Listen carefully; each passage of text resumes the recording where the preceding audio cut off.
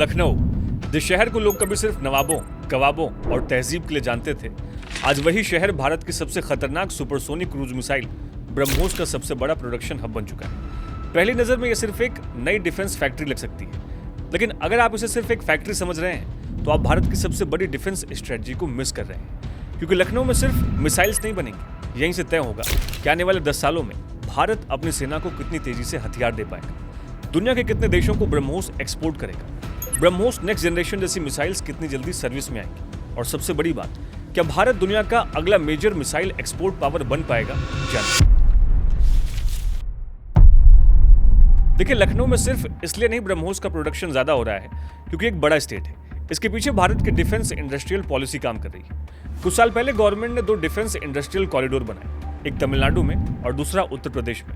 Idea बहुत simple था, अगर मिसाइल का स्ट्रक्चर एक जगह बने, इंजन दूसरी जगह, इलेक्ट्रॉनिक्स तीसरी जगह और टेस्टिंग किसी चौथी जगह हो तो प्रोडक्शन हमेशा स्लो रहेगा। लेकिन अगर पूरी सप्लाई चेन एक ही रीजन में हो तो टाइम भी बचेगा, कॉस्ट भी कम होगी, इससे प्राइवेट कंपनीज भी जुड़ेंगी और प्रोडक्शन कई गुना तेज हो जाएगा। इसी सोच से दोनों डिफेंस कॉरिडोर्स बनाए गए। अब यूपी डिफेंस कॉरिडोर की सबसे बड़ी ताकत है उसका स्केल। लखनऊ, कानपुर, झांसी, अलीगढ़, आगरा और चित्रकूट, इन सभी सिटीज को अलग अलग डिफेंस मैन्युफैक्चरिंग रोल देकर एक पूरा डिफेंस इंडस्ट्रियल नेटवर्क खड़ा किया गया है और लखनऊ को बनाया गया इसका एंकर सिटी, क्योंकि यहाँ से पूरे यूपी डिफेंस कॉरिडोर को कोऑर्डिनेट करना आसान था। अब इतना इंपॉर्टेंट क्यों है, आप इसको इस डेटा से समझें। पहले भारत में ब्रह्मोस की मैन्युफैक्चरिंग मेनली हैदराबाद, नागपुर और पिलानी के प्लांट्स में होती थी, जो हर साल लगभग 50 से 100 ब्रह्मोस मिसाइल्स बनाते थे। लेकिन जब यूपी में डिफेंस कॉरिडोर अनाउंस हुए तो लगभग 300 करोड़ की लागत से लखनऊ में BrahMos aerospace integration and testing facility build की गई और आज ये अकेले हर साल 80 से 100 मिसाइल्स बनाने की क्षमता रखता है। लेकिन अगर ये फुल कैपेसिटी पर काम करे तो आंकड़ा 150 ब्रह्मोस मिसाइल्स प्रतिवर्ष तक पहुंच सकता है। लेकिन लखनऊ फैसिलिटी का एम सिर्फ ब्रह्मोस का प्रोडक्शन बढ़ाना नहीं है, इसका एम ब्रह्मोस की कॉस्ट को कम कर भारत की फ्यूचर मिसाइल एक्सपोर्ट स्ट्रेटजी का एक इंपॉर्टेंट पिलर बनना है। देखिए, आज ब्रह्मोस की डिमांड सिर्फ इंडियन आर्मी के पास नहीं है। 1 मार्च 2024 को इंडियन नेवी ने अकेले 220 ब्रह्मोस ER मिसाइल्स का लगभग 19,518 करोड़ का ऑर्डर दिया था। ये मिसाइल्स भारत के विशाखापत्तनम और कोलकाता क्लास डिस्ट्रॉयर जैसे सबसे ताकतवर वॉरशिप पर तैनात की जाएगी। इसके अलावा इंडियन आर्मी और इंडियन एयरफोर्स के अपने ऑर्डर्स पहले से ही हैं और अब भारत सिर्फ अपने लिए ब्रह्मोस मिसाइल्स नहीं बना रहा, फिलीपींस और वियतनाम को ब्रह्मोस एक्सपोर्ट किए जा रहे हैं, जबकि UAE, थाईलैंड, ब्राजील, चिले और आर्मेनिया जैसे कई देश भी इसे खरीदने में इंटरेस्ट दिखा चुके हैं। यानी ब्रह्मोस एरोस्पेस के पास आज लगभग $6 बिलियन का ऑर्डर बुक है।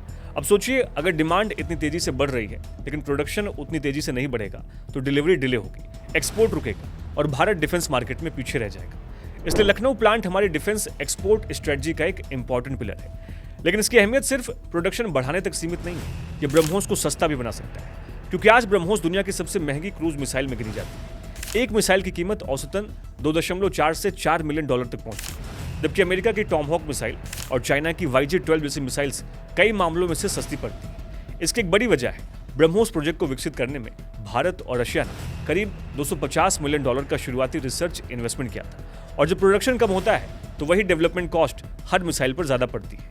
लेकिन जैसे जैसे प्रोडक्शन बढ़ेगा वैसे वैसे हर मिसाइल की मैन्युफैक्चरिंग कॉस्ट कम होती जाएगी। यानी पहले अगर भारत साल में 70 से 80 ब्रह्मोस मिसाइल्स बना रहा था और अब लखनऊ प्लांट अकेले 100 से 150 ब्रह्मोस मिसाइल्स बनाने लगे तो सिर्फ नंबर्स नहीं बढ़ेंगे, पूरी इकोनॉमिक्स बदल जाएगी। इंडियन आर्म्ड फोर्सेस को मिसाइल सस्ती मिलेंगी, एक्सपोर्ट कस्टमर्स को कॉम्पिटिटिव प्राइस में मिलेंगी, प्राइवेट इंडस्ट्री को ज्यादा ऑर्डर्स मिलेंगे और फ्यूचर R&D के लिए और भी ज्यादा हमें रेवेन्यू आएगा। और एक बात और है, ऑपरेशन सिंदूर के दौरान भारत ने सिर्फ एक रात में 15 से 19 ब्रह्मोस मिसाइल्स इस्तेमाल की थी। अगर फ्यूचर में कोई फुल स्केल वॉर होती है तो भारत को दर्जनों नहीं सैकड़ों ब्रह्मोस मिसाइल की जरूरत पड़ सकती है, और इसीलिए भारत ब्रह्मोस की नेक्स्ट जनरेशन मिसाइल्स पर काम कर रहा है। देखिए, लखनऊ में जो BrahMos aerospace integration and testing facility बनी है वो सिर्फ मौजूदा ब्रह्मोस मिसाइल के लिए नहीं है, बल्कि उस मिसाइल के लिए बनाया गया है जो आने वाले 20 साल तक इंडियन एयरफोर्स की स्ट्राइक कैपेबिलिटी को डिफाइन करेगी, और उसका नाम है ब्रह्मोस नेक्स्ट जनरेशन मिसाइल्स। दोस्तों, आज वाली ब्रह्मोस मिसाइल करीब 3 टन वजनी और 9 मीटर लंबी है, जबकि ब्रह्मोस नेक्स्ट जनरेशन सिर्फ 1.6 टन वजनी और 6 मीटर लंबी होगी। यानी ये छोटी और हल्की होगी, लेकिन स्पीड लगभग मैक 3.5 और रेंज करीब 290 किलोमीटर रहेगी। सबसे बड़ा फायदा ये है कि अभी जहां Su-30 MKI एक ही ब्रह्मोस ले जा सकता है, वहीं ब्रह्मोस नेक्स्ट जनरेशन के हल्का होने की वजह से एक एयरक्राफ्ट कई मिसाइल्स ले जा सकेगा। भारत का तेजस फाइटर जेट भी पहली बार ब्रह्मोस जैसी सुपरसोनिक क्रूज मिसाइल को कैरी और लॉन्च कर पाएगा।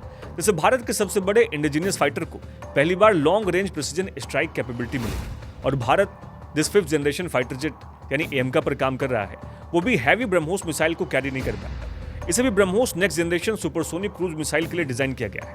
यानी मिसाइल सिर्फ छोटी नहीं होगी बल्कि इंडियन एयरफोर्स की फायर पावर और फ्लेक्सिबिलिटी दोनों कई गुना बढ़ा देगी, क्योंकि मॉडर्न एयर वॉरफेयर अब बदल चुकी है। आज सिर्फ एक पावरफुल मिसाइल काफी नहीं है, बल्कि एक साथ कई टारगेट्स पर हमला करने की क्षमता बहुत जरूरी होती है। तो पूरी कहानी का कंक्लूजन बहुत सिंपल है। लखनऊ में बनी ये नई ब्रह्मोस फैसिलिटी सिर्फ उत्तर प्रदेश की फैक्ट्री नहीं है, ये भारत की defence policy, industrial policy, export policy और नेशनल सिक्योरिटी विजन, इन चारों का कॉमन पॉइंट है।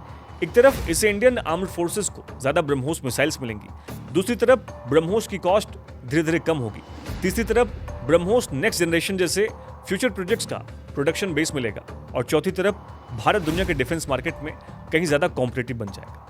यही वजह है कि गवर्नमेंट पिछले कुछ सालों से सिर्फ वेपन्स खरीदने पर नहीं बल्कि पूरे डिफेंस इकोसिस्टम को भारत के अंदर खड़ा करने पर फोकस कर रही है। मेक इन इंडिया, आत्मनिर्भर Bharat, UP defence industrial corridor, private defence manufacturing, defence exports, ये सभी अलग अलग योजनाएं नहीं है, ये एक ही लॉन्ग टर्म स्ट्रेटजी के अलग अलग पार्ट हैं और लखनऊ की ब्रह्मोस फैसिलिटी उस स्ट्रेटजी का शायद अब तक का सबसे मजबूत सिंबल बन चुकी है। क्योंकि आने वाले समय में दुनिया सिर्फ ये नहीं देखेगी कि भारत के पास कितनी मिसाइल्स हैं, दुनिया ये भी देखेगी भारत हर साल कितनी मिसाइल्स बना सकता है।